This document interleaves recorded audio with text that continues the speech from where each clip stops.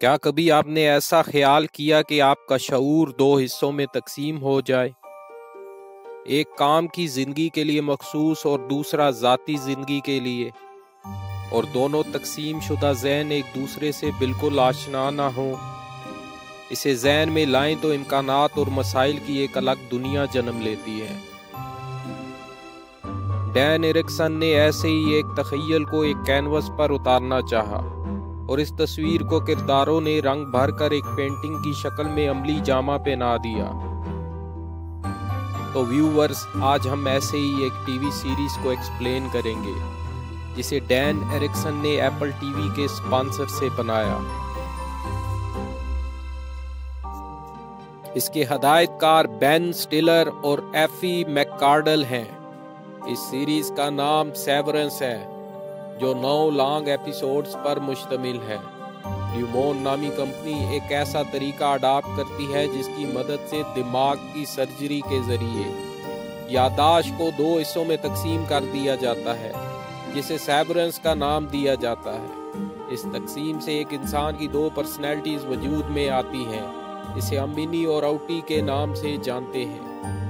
تو چلتے ہیں سسپینس، تھرلر اور بھول بھلیا کے سفر کی جانب۔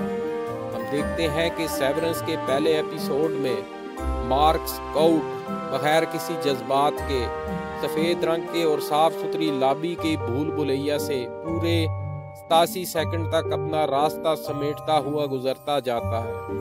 وہ کچھ بولتا نہیں، نہ ہی جذباتی ہوتا ہے، وہ بس چلتا ہی جاتا ہے۔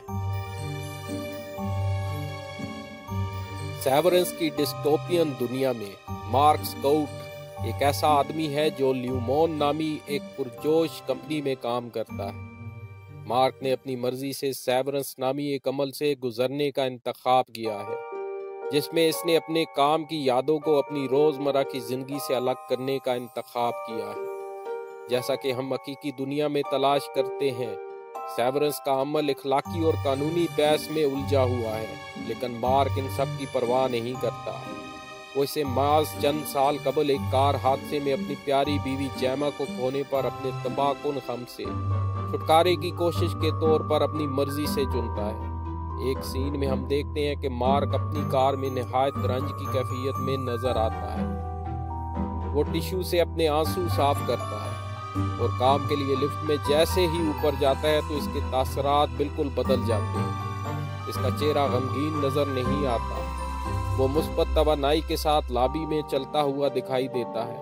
وہ اپنی جیب میں سے ٹشو نکالتا ہے اور اسے ڈسٹ بن میں پھینک دیتا ہے۔ چہرے پر ایک دھیمی مسکراہٹ لیے اپنی نشست تک پہنچتا ہے۔ ان دونوں الگ کیفیات کو آؤٹی اور انی کا نام دیا جاتا ہے۔ جب اس کا بیسٹ کولیگ پیٹی اچانک ریٹائر ہو جاتا ہے تو مارک کو ترقی ملتی ہے۔ اپر مینجمنٹ کی نمائندگی مسٹر ملچک اور محترمہ کوبل کرتی ہیں، جو بظاہر بہت سخت طبیعت باز لگتی ہیں۔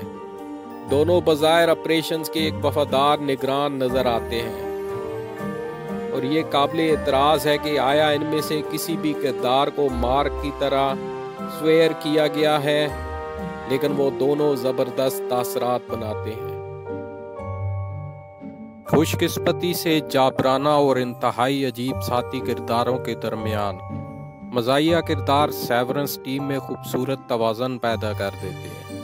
ایسا لگتا ہے اروی وہاں سب سے طویل عرصہ تک رہا ہے، جیسا کہ ہم اسے سنتے ہیں کہ وہ اچھے پرانے دنوں کو یاد کرتا ہے، جب کمپنی نے کافی کریمر کو ترغیب دی تھی، اور ڈیلن کی ساری توجہ اپنے کام پر مرکوز ہے، جو لیومن کے لیے انسینٹیو میں سے ایک کا خواب دیکھ رہا ہے، جو کہ ایک مزیدار وافل پارٹی ہے۔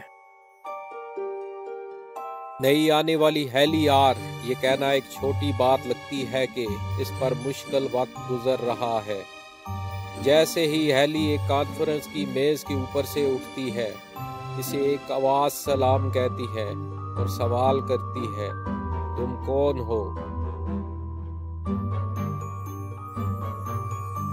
بار بار ایک ہی سوال دہراتی ہے، تم کون ہو؟ وہ یقیناً غصے میں آگ بگولا ہو جاتی ہے۔ لڑکی کی ابھی دماغی سرجری ہوئی ہے، اور ایک منقطع آواز نے اسے تحریک کی بنیادی طور پر وجود انسانی کے سوالوں میں سے ایک کے جوابات کا مطالبہ کر کے بے دردی سے جگا دیا۔ وہ کون ہے؟ وہ بے وقوف ہے، وہ الجھن میں ہے، وہ غصے میں ہے۔ وہ جب اس سوال پر غور کرتی ہے تو اس کے پاس واقعی کوئی جواب نہیں ہوتا کہ وہ کون ہے۔ مارک ہیلی کو اس کی نئی حقیقت کی طرف راغب کرنے کی کوشش کرتا ہے اور زیادہ تر ناکام ہو جاتا ہے۔ اسی دوران وہ سپیکر سختی سے اس کے سر پر دے مارتی ہے اور پھر وہاں سے جانے کا مطالبہ کرتی ہے، لیکن وہ نہیں کر سکتی۔ جب مارک اسے سیڑھی کی طرف لے جاتا ہے جو ایک کٹی ہوئی باؤنڈری کا کام کرتی ہے تو وہ خود کو مسلسل سفید لان میں گھومتی ہوئی دیکھتی ہے۔ اس کا سویر ہوا شعور دروازے سے آگے نہیں بڑھتا۔ اسے لگتا ہے کوئی چیز اسے بار بار پیچھے دھکیل رہی ہے۔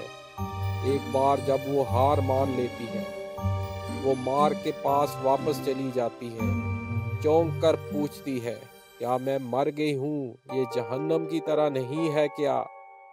مارک نے ایک واضح ہنسی کے ساتھ اسے ہنسایا اور کہا کہ ایسا نہیں ہے، یا شاید ہو بھی سکتا ہے۔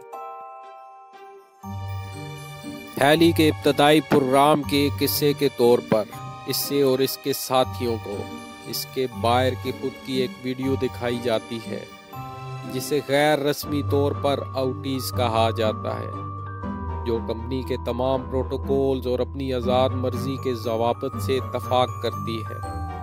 کام کے بعد مارک اپنی آؤٹیز والی ذات میں واپس چلا جاتا ہے۔ وہ اب بھی اپنی پیاری بیوی جیما کی موت پر غم زدہ ہے اور اس کا سیورنس اختیار کرنے اور لیومن میں ملازمت اختیار کرنے کا فیصلہ دن میں کچھ گھنٹے اس کے بارے میں خیالات سے دور رکھتا ہے۔ اس کی حاملہ بہن ڈیون اسے گھر سے اس کی جگہ سے ایک پارٹی کے لیے اٹھاتی ہے اور اس رات مارک اپنے گھر کے پاس ایک مناسب آدمی کو گھر کے باہر سے اسے گھورتے ہوئے دیکھتا ہے۔ اگلے دن یہ آدمی دوبارہ ظاہر ہوتا ہے، اس بار مارک کے پاس آتا ہے اور اس سے بات کرتا ہے۔ اس نے اپنا تعارف پیٹی کے طور پر کرایا۔ کام پر مارک کا سب سے اچھا دوست جس نے حال ہی میں نوکری چھوڑ دی تھی، لیکن ظاہر ہے کہ مارک کو اس کی کوئی یاد نہیں ہے۔ وہ صرف صدمے اور فکر کے ساتھ سنتا ہے کیونکہ پیٹی نے دعویٰ کیا ہے کہ وہ کام اور ذاتی زندگی میں ایک بار پھر ایک ساتھ منسلک ہو گیا ہے اور وہ اپنے دوست کو لیومن انڈسٹریز میں ہونے والے خوفناک چیز سے خبردار کرتا ہے۔